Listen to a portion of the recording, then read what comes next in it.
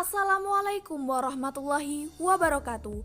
Perkenalkan, kami dari kelompok 2 kelas PGMIA mata kuliah Bimbingan dan Konseling yang beranggotakan Afifah Istiqomah, Alifatul Mufidah, Alin Fauza Fatimatuz Zahro, Devi Rofiatus Solihah yang akan mempresentasikan layanan dan kegiatan bimbingan konseling.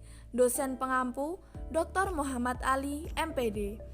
Untuk lebih jelasnya, simak video kami berikut ini. Pembahasan pertama yaitu mengenai bimbingan klasikal. Pengertian dari bimbingan klasikal menurut Prayitno dan Erman Amti, bimbingan merupakan proses pendidikan yang teratur dan sistematis untuk membantu pertumbuhan anak dalam menentukan dan mengarahkan hidupnya. Sedangkan klasikal merupakan format kegiatan BK yang melayani sejumlah peserta didik dalam pembelajaran di kelas. Selanjutnya, tujuan dan manfaat dari layanan bimbingan klasikal. Yang pertama yaitu merencanakan kegiatan untuk penyelesaian studi. Yang kedua, membimbing perkembangan kehidupan di masa yang akan mendatang. Yang ketiga, mengembangkan potensi dan kekuatan yang dimiliki oleh peserta didik secara optimal. Yang keempat, membantu peserta didik menyesuaikan diri dengan lingkungannya. Dan yang terakhir yaitu membantu peserta didik menyelesaikan permasalahannya dalam belajar untuk mencapai tujuan pembelajaran secara maksimal. Kemudian, tahapan pelaksanaan bimbingan klasikal. Dalam usaha untuk mencapai tujuan dari bimbingan klasikal, terdapat beberapa tahapan yang harus dilaksanakan. Tahapan pelaksanaan bimbingan klasikal mengacu kepada tahapan pelaksanaan bimbingan dan konseling. Adapun tahapan-tahapan bimbingan klasikal yaitu tahap perencanaan kegiatan, kemudian pengorganisasian, pelaksanaan, monitoring dan penilaian, serta tahap terakhir yaitu tindak lanjut. Kemudian yang keempat yaitu ketentuan pelaksanaan bimbingan klasikal. Layanan bimbingan klasikal memiliki beberapa ketentuan dalam pelaksanaannya, yaitu yang pertama menyampaikan informasi yang dapat berpengaruh terhadap tercapainya perkembangan yang optimal dan tercapainya kemandirian peserta didik. Yang kedua, materi bimbingan klasikal berkaitan erat dengan domain bimbingan dan konseling, yaitu bimbingan belajar, pribadi, sosial, karir, serta aspek-aspek perkembangan peserta didik. Kemudian yang ketiga, tugas guru, bimbingan dan konseling menyelenggarakan untuk memandirikan peserta didik atau konseli. Kemudian yang terakhir yaitu bimbingan klasikal dilakukan melalui langkah-langkah tertentu. Dan apabila keempat ketentuan ini dilakukan, maka akan terlaksana proses yang interaktif dan memperlancar pencapaian suatu tujuan. Kemudian yang terakhir yaitu ada fungsi bimbingan klasikal. Menurut Soekardi dan Kusumawati menyatakan bahwa ada beberapa fungsi dari layanan bimbingan klasikal, antara lain yaitu fungsi pemahaman, yaitu fungsi bimbingan yang membantu siswa agar memiliki pemahaman terhadap diri sendiri dan orang lain.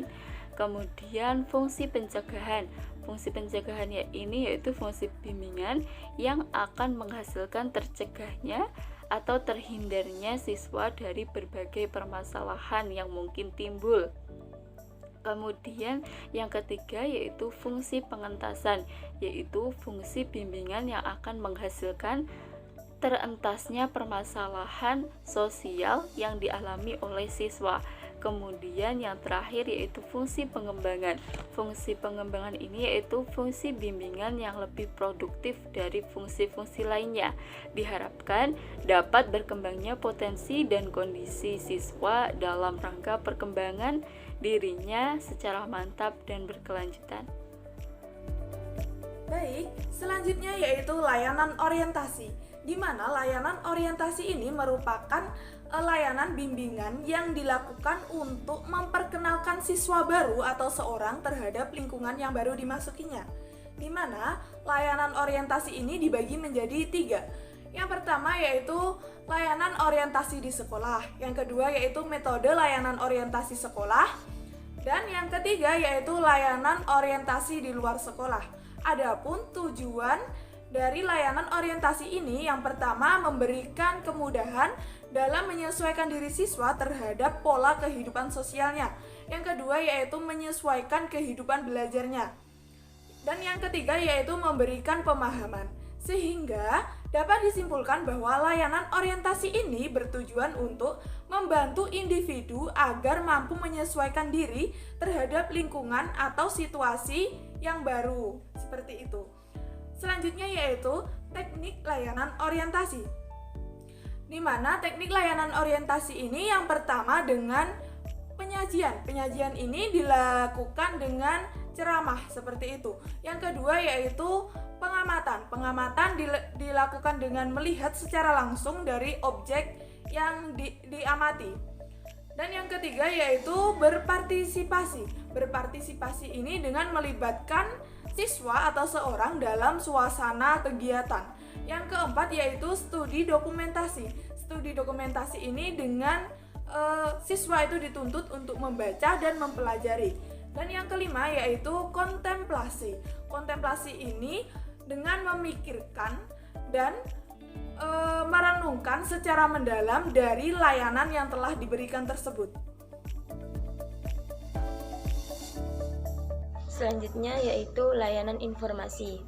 Pengertian layanan informasi menurut Prayitno dan Erman Amti mengungkapkan layanan informasi adalah kegiatan memberikan pemahaman kepada individu-individu yang berkepentingan tentang berbagai hal yang diperlukan untuk menjalani suatu tugas atau kegiatan, atau untuk menentukan arah suatu tujuan atau rencana yang dikehendaki.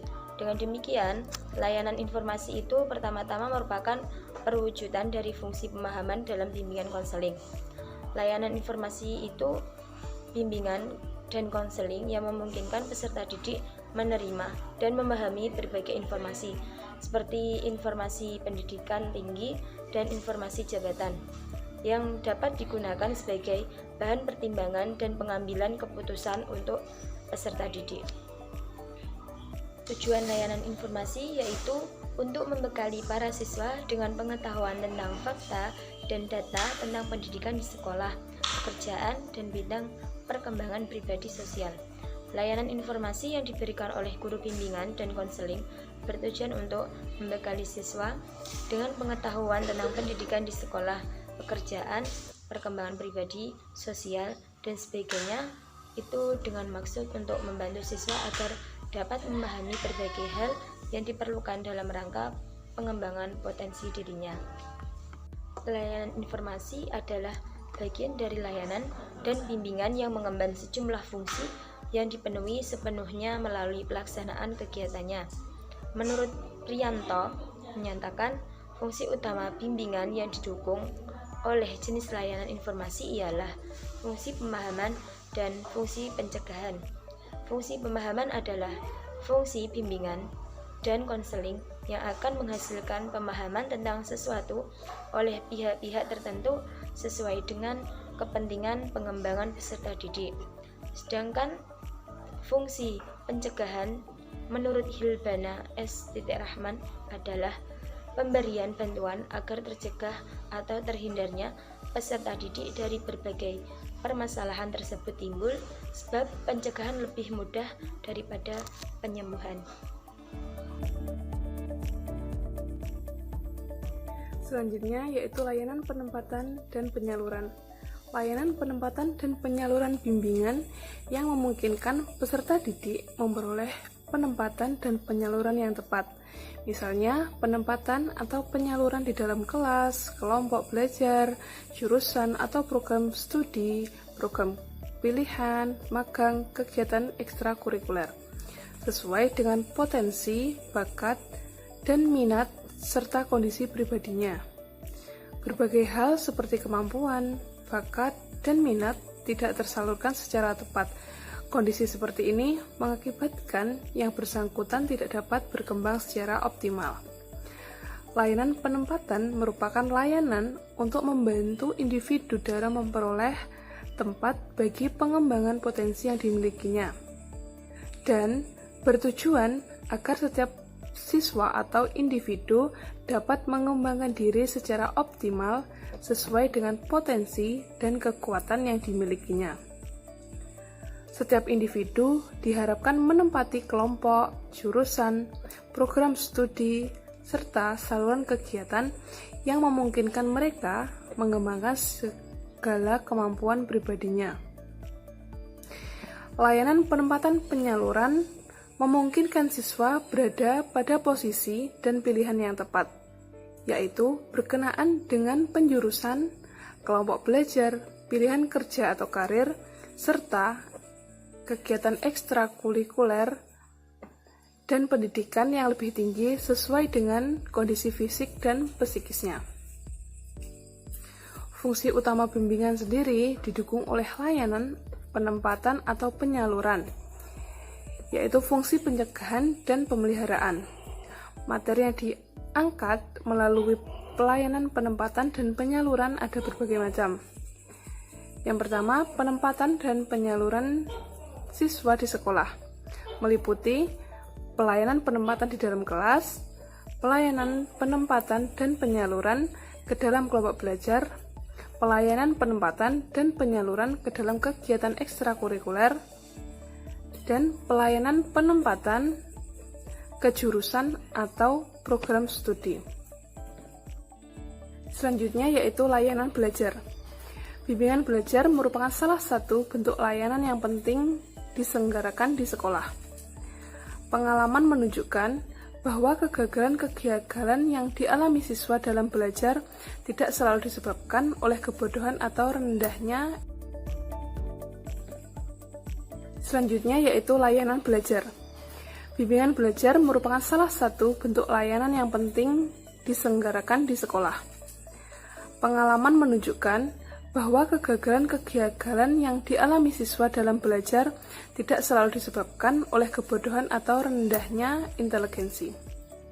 Tetapi, sering kegagalan itu terjadi atau disebabkan mereka belum mendapat layanan bimbingan yang memadai.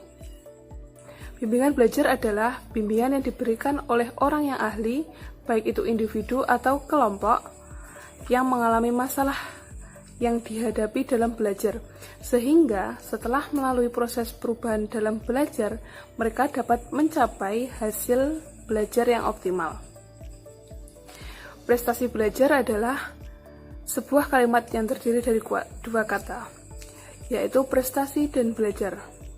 Atau prestasi juga dapat dikatakan sebagai hasil dari suatu kegiatan yang telah diajarkan, diciptakan yang menyenangkan hati, yang diperoleh dengan keuletan, baik itu secara individu atau kelompok. Sedangkan belajar adalah suatu aktivitas yang dilakukan secara sadar untuk mendapatkan sejumlah kesan dan bahan yang telah dipelajari sebagai hasil pengalaman individu itu sendiri dalam interaksi dengan lingkungannya. Baik, itu tadi merupakan paparan materi dari kelompok kami. Apabila dalam penyampaian kami terdapat kurangnya, kami mohon maaf yang sebesar-besarnya. Terima kasih, semoga bermanfaat. Wassalamualaikum warahmatullahi wabarakatuh.